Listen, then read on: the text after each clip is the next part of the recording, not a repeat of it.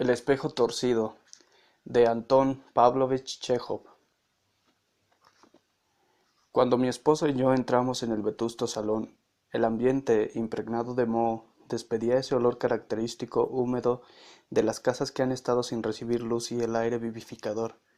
Al encender la vela con que alumbrarnos y rasgar la luz las sombras, dueñas y señoras del salón por más de un siglo, millares de ratas y ratones, asustados de tal novedad, para ellos desconocida, huyeron rápidos y se escondieron en los innúmeros agujeros y cachivaches que, por cierto, abundaban por doquier.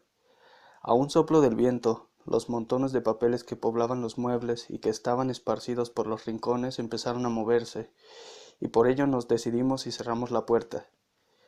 Acercamos la vela a los papeles por mera curiosidad y vimos con sorpresa que se trataba de viejos manuscritos y de antiguas imágenes. De las paredes, sucias y enmohecidas por el tiempo transcurrido y la humedad, colgaban los retratos de mis antepasados. Estos, así me pareció a mí, comenzaron a mirarme con severidad y altanería como si dijeran: «Una buena paliza es lo que te mereces, pillo». Nuestros pasos, al andar, resonaban por toda la casa, y al toser, el eco se confundía con el que contestara en tiempos a las toses y voces de mis antepasados. El viento, al invadir las habitaciones, parecía bullir quejumbroso. Diríase que en el cañón de la chimenea lloraba alguna persona, y que sus sollozos eran reflejo de gran desesperación.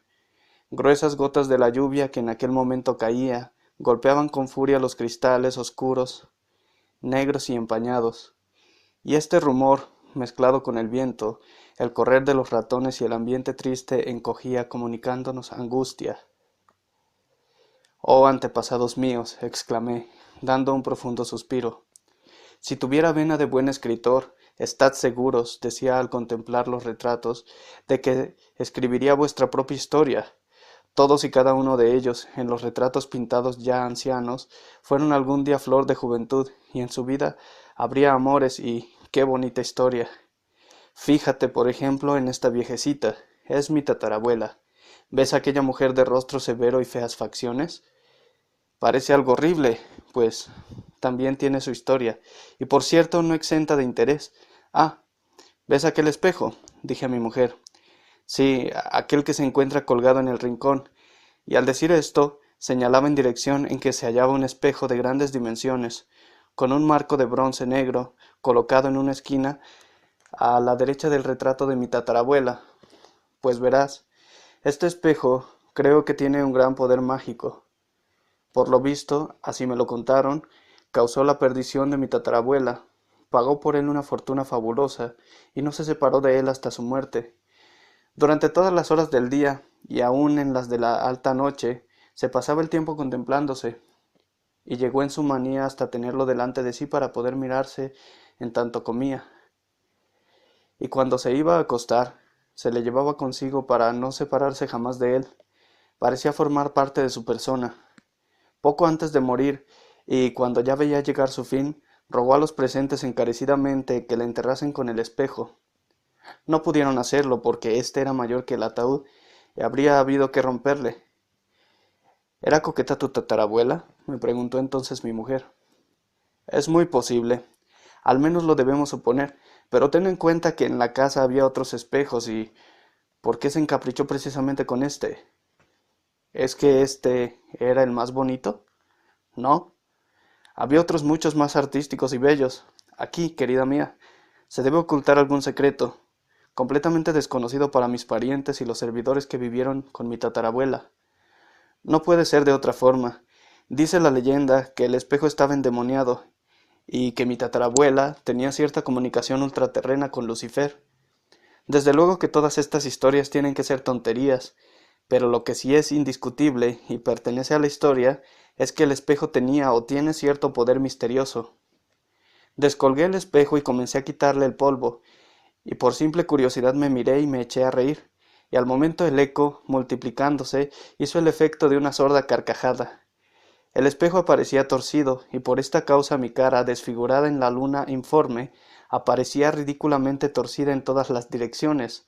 Mi nariz se torció y se puso encima de mi mejilla izquierda, y la barbilla, partida en dos, estaba también torcida de mala forma. «Qué gusto tan raro tenía mi tatarabuela», dije al verme reflejado así. Entonces mi mujer también se acercó al oír mi exclamación, y también como yo por curiosidad se miró, y eso originó la catástrofe. Se quedó rígida, su cara se volvió lívida y empezó a temblar, poseída de terror mientras prorrumpía en un gran alarido. La palmatoria se le escapó de la mano y la vela al caer al suelo se apagó. Quedamos a oscuras y casi en el mismo instante percibí claramente cómo caía un cuerpo pesado sobre el suelo. Era el de mi mujer, que se había desvanecido. El viento empezó nuevamente a gemir lastimeramente, y las ratas, una vez que las tinieblas se adueñaron del salón, saliendo de sus escondrijos, corrían de un lado para otro de la habitación, produciendo una algarabía infernal y un ruido sordo al chocar con los papeles esparcidos por el suelo. El miedo que se apoderó de mí comenzó a surtir sus efectos. Los pelos se me erizaron, pareciendo mi cabeza un cepillo, pero cuando mi espanto llegó a su paroxismo, fue al desprenderse con gran ruido una persiana, que, arrancada por el viento, cayó con gran estrépito en el patio. La luna se asomó a la ventana. Ya un poco sereno y dueño de mí mismo, cogí a mi mujer en brazos y la saqué rápidamente del salón, en que estaban los retratos de mis antepasados.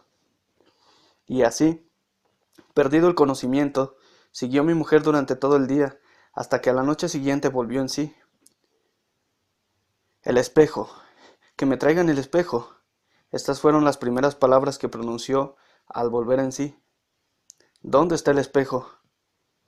Se estuvo toda una semana pidiendo el espejo, y como no se lo dábamos ni comía ni dormía, lloraba como un chiquillo cuando le niegan un juguete, se arrancaba los cabellos, y llegó un momento en que empezó a andar por la habitación como una loca.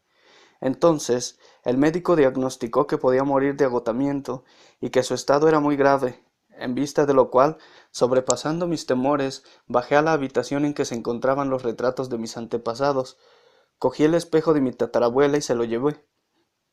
Al verle, mi mujer se llenó de felicidad y rió alegremente. Una vez que lo tuvo en sus manos, le daba vueltas, lo cogía por un lado y por otro, lo besaba con cariño y seguía fija mirándose.